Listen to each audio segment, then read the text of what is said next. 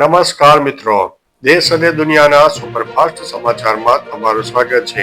ભારતીયો માટે સારા સમાચાર, આ દેશના વિઝા મળી શકશે.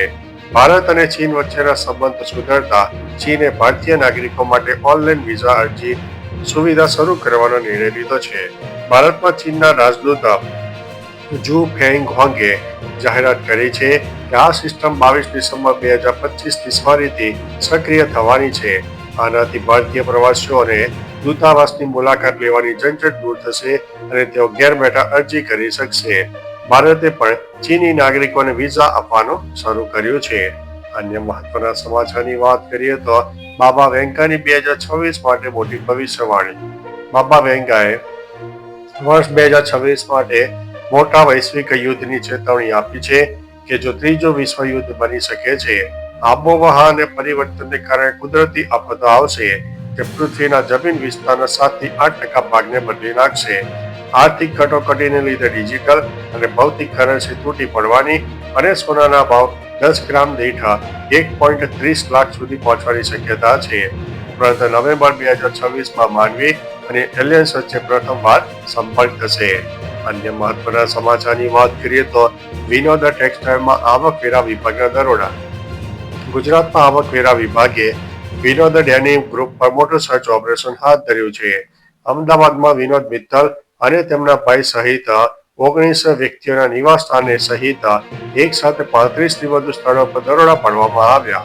150 થી વધુ અધિકારીઓ સેટેલાઇટ, નારોલ, પીરાણા, શેષપુર અને પીપળજમાં સક્રિય છે.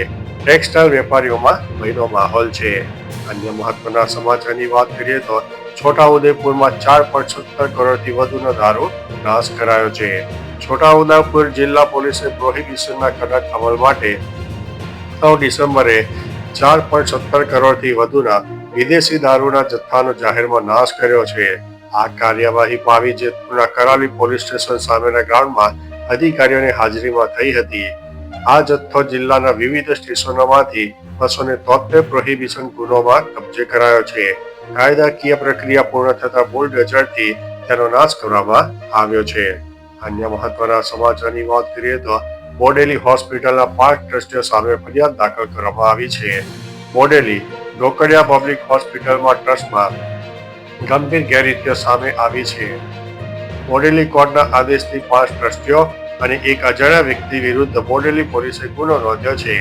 અરજદાર નીતિન ચોકસીના જણાવ્યા મુજબ 13 ટ્રસ્ટીઓ મૃત્યુ પામ્યા છતાં એકે વિદેશી નાગરિકત્વ લીધું છતાં તેમની ખોટી સહીઓથી ઠરાવો કરાયા છે. દાન અને આવકમાં ગેરરીતિ થઈ છે. દવા અને મશીનરી ખરીદીમાં પગારમાં છેડા થયા છે. અન્ય મહત્વના સમાચારની વાત કરીએ તો પૂર્વ સીજીઆઈ ગવાઈ પર જૂતું ફેંકનાર વકીલ પર હુમલો.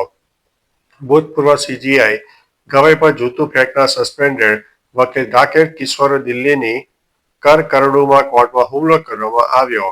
રાકેશ કિશોરે દાવો કર્યો છે કે 100 થી 150 લોકોએ તેમના પર ચંપલથી હુમલો કર્યો. સસ્પેન્ડેડ વકીલ રાકેશ કિશોરે કરકરડુમાં કોર્ટની ઘટના અંગે મોટો દાવો કર્યો છે. તેમણે દાવો કર્યો છે કે મંગળવારે કરકુડા કોર્ટમાં 100 થી 150 લોકોએ તેમના ઉપર ચંપલથી હુમલો કરી દીધો. અન્ય મહત્વના સમાચારની વાત કરીએ તો જનધન યોજનાના 15 કરોડ ખાતા નિષ્ક્રિય. પ્રધાનમંત્રી જનધન યોજના 2014માં શરૂ કરવામાં આવી હતી. હવે તેને 10 વર્ષ પૂર્ણ થયા છે. દેશભરમાં ખોલવામાં આવેલા જનધન ખાતાઓની સંખ્યામાં વધારો થયો છે, પરંતુ આમાંથી ઘણા ખાતા લાંબા સમયથી નિષ્ક્રિય રહ્યા છે. સંસદના શિયાળુ સત્રમાં સરકારે મોટી માહિતી આપી છે. પીએમ જનધન યોજના હેઠળ કુલ 57.07 કરોડ ખાતા ખોલવામાં આવ્યા છે, જેમાંથી આશરે 15 કરોડ અથવા તો 26.44% નિષ્ક્રિય છે. અન્ય મહત્વના સમાચારની વાત કરીએ તો માટીમાં છુપાયેલું ડિપ્રેશન. સંશોધકોએ માટીમાં કુદરતી રીતે રહેલા માઇક્રોબેક્ટેરિયમ વેકે નામનો બેક્ટેરિયમ શોધી કાઢ્યો છે. જ્યારે આ બેક્ટેરિયા શરીરમાં પ્રવેશે છે ત્યારે તેઓ મગજમાં સેરોટોનિનનું ઉત્પાદન વધારે છે. સેરોટોનિન એક ન્યુરોટ્રાન્સમીટર છે જે મૂળ અને સુખાકારીને નિયંત્રિત કરે છે.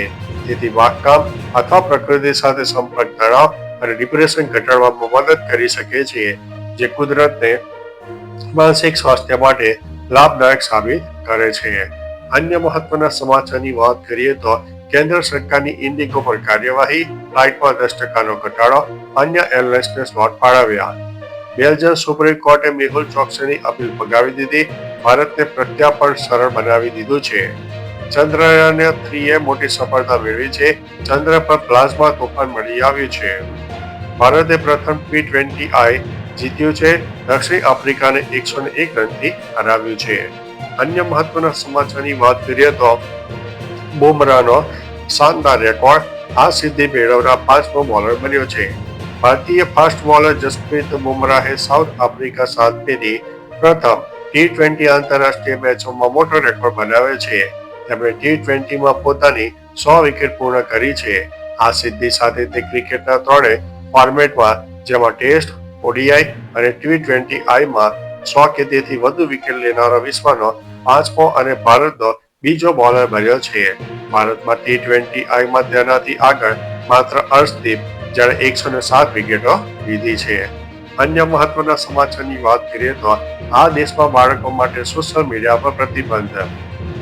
ઓસ્ટ્રેલિયામાં આજથી 16 વર્ષથી નાની ઉંમરના બાળકો માટે ફેસબુક, ઇન્સ્ટાગ્રામ, ટિકટોક સહિત તમામ સોશિયલ મીડિયા પ્લેટફોર્મ પર પ્રતિબંધ લાગ્યો છે. ગયા વર્ષે ઓસ્ટ્રેલિયાએ આ કાયદો બનાવ્યો હતો, જે હવે લાગુ થયો છે. આ કાયદાનો ઉદ્દેશ્ય બાળકોને ઓનલાઈન હાનિકારક કન્ટેન્ટ અને સાયબર જોખમોથી બચાવવાનો છે. આ કાયદાના ઉલ્લંઘન બદલ સોશિયલ મીડિયા પ્લેટફોર્મને સજા કરવામાં આવશે. અન્ય મહત્વના સમાચારની વાત કરીએ તો 6 મોટી બેંકોએ હોમ લોનના વ્યાજ દરમાં ઘટાડો કર્યો છે.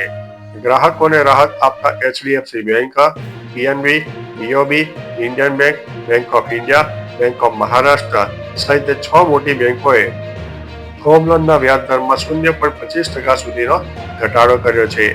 આ કપાત પછી વ્યાજ દર આજથી 9% ઘટીને 7.75% સુધી શરૂ થઈ શકે છે.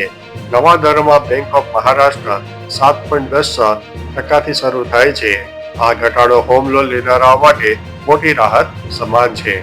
તો ચાલો મિત્રો, ફરીથી દેશ અને દુનિયાના સુપરફાસ્ટ સમાચાર લઈને મળતા રહીશું. ત્યાં સુધી અમને રજા આપશો.